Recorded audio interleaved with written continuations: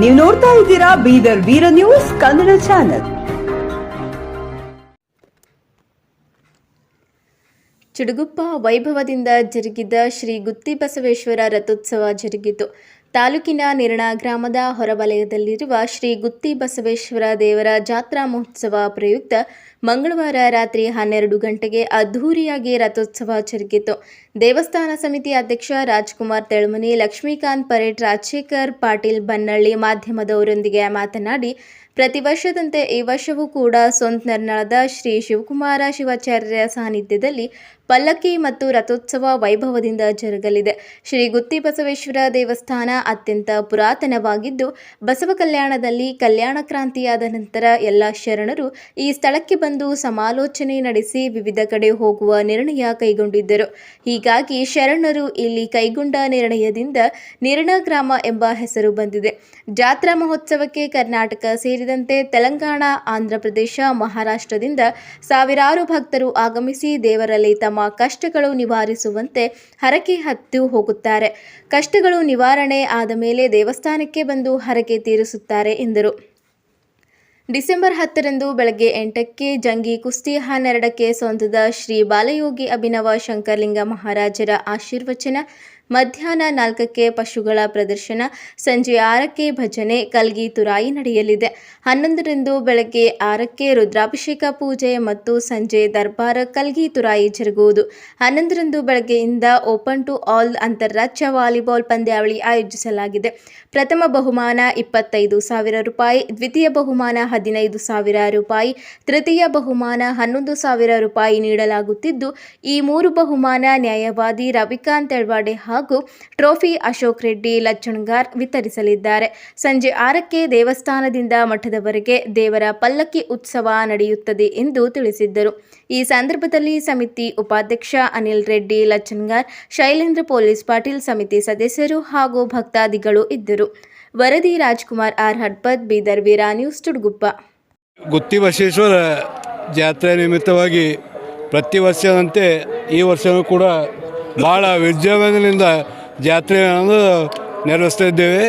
ಅದೇ ರೀತಿ ಏನಂತಂದ್ರೆ ವಾಲಿಬಾಲ್ 11ನೇ ತಾರೀಕು ವಾಲಿಬಾಲ್ ಇರ್ತದೆ. ಅಂತಾರಾಜ್ಯ ಮಟ್ಟದ ಟೀಮ್ಗಳೆಲ್ಲ ಬರ್ತಾವೆ.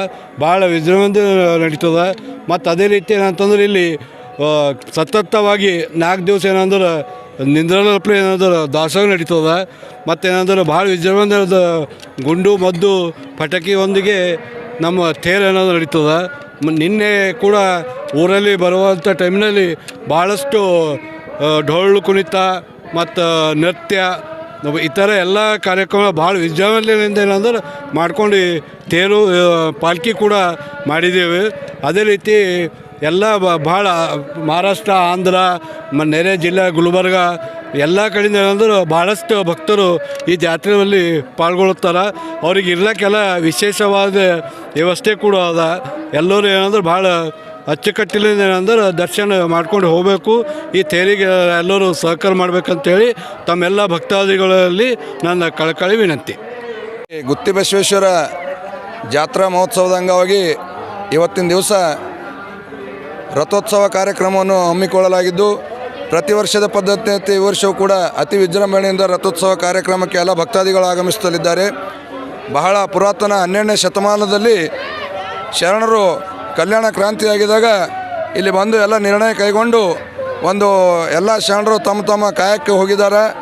ಅಂಥ ಒಂದು ಬಹಳ ಪುರಾತನವಾಗಿರ್ತಕ್ಕಂಥ ಈ ದೇವಸ್ಥಾನ ಸುತ್ತಲಿನ ಗ್ರಾಮ ನಾಗನಿಕೇರ, ಮಾಡ್ಗೋಳು, ಬನ್ನಳ್ಳಿ, ಕಂದಗೋಳು, ಅದೇ ರೀತಿಯಾಗಿ ನಿರ್ಣವಾಡಿ, ಬಸಲಾಪುರ, ಮುತ್ತಂಗಿ ಅನೇಕ ಗ್ರಾಮಗಳಿಂದ ಮಹಾರಾಷ್ಟ್ರ, ತೆಲಂಗಾಣ ಎಲ್ಲ ಕಡೆಯಿಂದ ಭಕ್ತಾದಿಗಳು ಈ ಒಂದು ಜಾತ್ರೆಗೆ ಆಗಮಿಸಿ ದೇವರ ಆಶೀರ್ವಾದವನ್ನು ಪಡೆದುಕೊಂಡು ಪುನೀತರಾಗ್ತಾರೆ. ಅದಕ್ಕೆ ಇಲ್ಲಿ ಒಳ್ಳೆ ರೀತಿಯಿಂದ ಟೂರ್ನಮೆಂಟ್ ಕೂಡ ಆಗ್ತದೆ. ನಾಳೆ ಬೆಳಗ್ಗೆ ಜಂಗಿ ಪೈಲವಾನರು ಕುಸ್ತಿಗಳು ಆಗ್ತದೆ. ಇವತ್ತು ಬೆಳಗ್ಗೆ ಶಟಸ್ಥಲ ಬ್ರಹ್ಮಿ ಶಾಂತಿವೀರ ಶಿವಾಚಾರ್ಯರ ಒಂದು ಇದು ಆಗಿರ್ತಕ್ಕಂಥ ಶಿವಕುಮಾರ ಶಿವಾಚಾರ್ಯರು ದಿವ್ಯ ಸಾನ್ನಿಧಾನದಲ್ಲಿ ಮಹಾರುದ್ರಾಭಿಷೇಕವನ್ನು ನೆರವೇರಿದ್ದು ಎಲ್ಲ ಭಕ್ತಾದಿಗಳು ಸಾವಿರಾರು ಸಂಖ್ಯೆಯಲ್ಲಿ ನೆರೆದಿದ್ದರು. ಅಂಥ ಒಂದು ಭಕ್ತ ದೇವರ ಆಶೀರ್ವಾದ ಪಡ್ಕೊಳ್ಳಲಿಕ್ಕೆ ಇನ್ನೂ ಸಾವಿರಾರು ಭಕ್ತರು ಆಗಮಿಸಲಿದ್ದಾರೆ. ಈಗ ಕೆಲವೇ ನಿಮಿಷದಲ್ಲಿ ಈ ರಥೋತ್ಸವ ಕಾರ್ಯಕ್ರಮವು ಪ್ರಾರಂಭವಾಗುತ್ತದೆ. ಈ ಕಾರ್ಯಕ್ರಮ ಕೂಡ ಶಟಸ್ಥಲ ಬ್ರಹ್ಮಿ ಶಿವಕುಮಾರ್ ಶಿವಾಚಾರ್ಯರು ಆಗಮಿಸುತ್ತಲಿದ್ದಾರೆ. ಅವರ ಒಂದು ಅಮೃತ ಹಸ್ತದಿಂದ ಈ ರಥೋತ್ಸವ ಕಾರ್ಯಕ್ರಮ ಜರುಗುತ್ತದೆ. ಅದಕ್ಕಾಗಿ ಇನ್ನು ಈ ದೇವಸ್ಥಾನದ ಬಗ್ಗೆ ಹೇಳೋದಾದರೂ ಬಹಳ ಇದೆ. ಅದಕ್ಕಾಗಿ ಎಲ್ಲ ನಮ್ಮ ಭಕ್ತಾದಿಗಳಿಗೆಲ್ಲ ದೇವರ ಆಶೀರ್ವಾದ ಪಡ್ಕೊಂಡು ಬೇಡಿದಂಥ ಭಕ್ತರಿಗೆ ಬೇಡಿದ ವರವನ್ನು ಕೊಡ್ತಕ್ಕಂಥ ಶಕ್ತಿ ಗುತ್ತಿ ಬಸವಣ್ಣನಲ್ಲಿದೆ. ಅದಕ್ಕಾಗಿ ಸಾವಿರಾರು ಭಕ್ತರು ಅನೇಕ ಕಾರ್ಯಕ್ರಮಗಳನ್ನು ಹಮ್ಮಿಕೊಂಡು ಬಂದು ಎಲ್ಲ ಇಷ್ಟ ಪೂರ್ತಿಯಾಗಿದ್ದು ಬರಲಿಕ್ಕೆ ಎಲ್ಲ ಒಂದು ಅವರ ಹರಕೆಯನ್ನು ಪೂರೈಸ್ತಾರೆ. ಅದೇ ರೀತಿಯಾಗಿ ನೂತನವಾದಂಥ ಭವ್ಯವಾದ ಮಂದಿರವನ್ನು ನಿರ್ಮಾಣ ಮಾಡ್ತಲಿದ್ದೇವೆ. ಅದಕ್ಕೆ ಕೂಡ ಎಲ್ಲ ಭಕ್ತಾದಿಗಳು ಅನೇಕ ಎಲ್ಲ ಸಾವಿರಾರು ಸಂಖ್ಯೆಯಲ್ಲಿ ಭಾಗವಹಿಸಿ ಅದಕ್ಕೆ ಒಂದು ಕಾಣಿಕೆ ರೂಪದಲ್ಲಿ ನೀಡ್ತಲಿದ್ದಾರೆ. ಅದಕ್ಕೆ ಮುಂಬರ್ತಕ್ಕಂಥ ನಿಟ್ಟಿನಲ್ಲಿ ಹೊಸ ಮಂದಿರ ನಿರ್ಮಾಣ ಮಾಡಿ ಅಲ್ಲೇ ಜಾತ್ರೆ ಆಗ್ತದೆ ಅಂತ ಒಂದು ಈ ಸಂದರ್ಭದಲ್ಲಿ ನಾನು ಮಾತು ಹೇಳೋಕ್ಕೆ ಇಚ್ಛಪಡ್ತೀನಿ. 500 ವರ್ಷ ಇತಿಹಾಸ ಏನದ ಅಂತಂದರೆ ಇದು ಪುರಾತನ ಕಾಲದಿಂದ ಏನದ ಬಂದಿದ್ದದ. ಇಲ್ಲಿ ಇಲ್ಲಿ ಏನದ ತಪಸ್ಸೆ ಏನದಂದ್ರೆ ಗುರುಗಳು ತಪಸ್ಸು ಮಾಡ್ಯಾರ. ಆ ತಪಸ್ಸು ಮಾಡೋ ಟೈಮಿನಾಗ ಏನದ ನಿರ್ಣಯ ಅಂತ ಏನದ ಅಂದ್ರೆ ಹೆಸರು ಕೊಟ್ಟಾರ. ಅದಕ್ಕೆ ಈ ಗುಡಿದು ಏನದಂದ್ರೆ ಎಲ್ಲ ಭಕ್ತಾದಿಗಳು ಏನಂದ್ರೆ ಭಾಳ ಭಕ್ತಿಲಿಂದ ದಾನೋಗಾಗಲಿ ದಾಸೋಗಾಗಲಿ ಯಾವುದಕ್ಕೂ ಏನದಂದ್ರೆ ಕಡಿಮೆ ಇಲ್ಲ. ಯಾವುದೇ ರೂಪದಾಗ ಏನದಂದ್ರೆ ಏನದಲ್ಲ ಈ ಕಡೆ ಕೊಟ್ಟಿದ್ದು ಈ ಕಡೆ ಏನದಂದ್ರೆ ಹೇಳಲ್ಲ. ಅದು ಏನದಂದ್ರೆ ಇದು ಅದ ಪ್ರಸಾದ ಏನದಂದ್ರೆ 3 ದಿವಸ ಇದು ಸದಾಕಾಲ ಏನದಂದ್ರೆ ಪ್ರಸಾದ ಇರ್ತದೆ. ಒಂದು ದಿವಸ ನಮ್ಮ ನಿರ್ಣಯ ಗ್ರಾಮದ ಪಂಚಾಯತಿಲಿಂದ ಏನದಂದ್ರೆ ನಾವು ಮಾಡ್ತೇವೆ.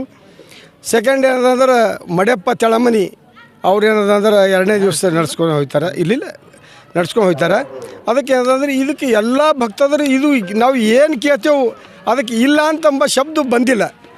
ಅದಕ್ಕೆ ಈ ಜನರು ಏನಂದ್ರೆ ಭಾಳ ಭಕ್ತಿ ಅದ ಇದಕ್ಕೆ. ಅದಕ್ಕೆ ನಡ್ಸ್ಕೊಂಡು ಹೋಗ್ಬೇಕಂತೇಳಿ